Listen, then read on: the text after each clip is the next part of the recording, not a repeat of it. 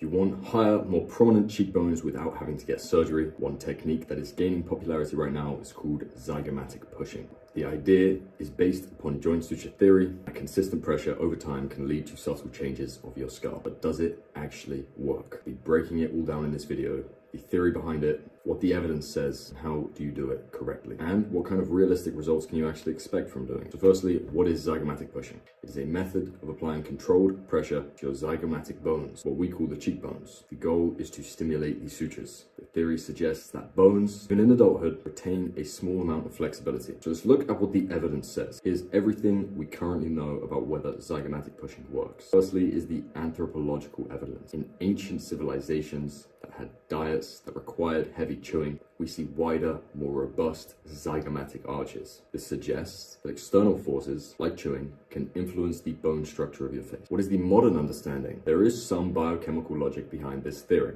Consistent forces can influence bone remodeling over time, as we see in orthodontics. However, the flexibility of your zygomatic sutures heavily decreases with age, so the potential for significant changes is limited, especially in adults. This technique will work best for younger individuals, particularly those in their teen years, maybe early 20s, but far less so beyond 30. So the bottom line, while there is some theoretical basis, the evidence is anecdotal, and the results, if any, are subtle, especially as you get older. So with that in mind, how do you perform them? If you want to try zygomatic pushing, here is how you're going to do it effectively and safely. Firstly, begin by washing your hands. You watch skincare guys, you know why.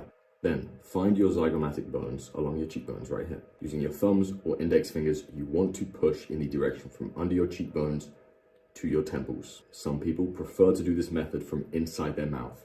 If you go inside your cheek, you can feel the bottom of your zygomatic bone right there. Hold the pressure for 30 to 60 seconds, then release it, and repeat that 2 or 3 times per session. Practice this technique once or twice daily, as overdoing it will not speed up results. It could just cause irritation and soreness. Make sure when you do this, you have a straight spine, you are sat or standing upright to ensure that you have proper alignment of your face and neck. So realistically, what can you expect from doing this? For younger individuals, you might notice slightly higher set cheekbones and potentially improved symmetry on your face, normally in around a 3 to 6 month time frame. For adults, it may take even years to just see subtle changes.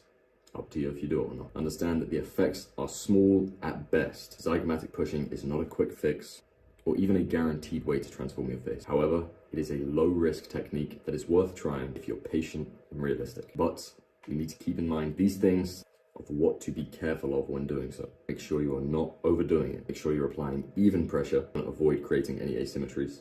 If you have any pre-existing conditions like TMJ, or just avoid this one as a whole. And remember, if you're over 30, the results will be negligible due to your reduced suture flexibility. Zygomatic pushing is simple and low risk, so it's worth a try for those who are up for it. As always, let me know if you have any questions. Best of luck, gang.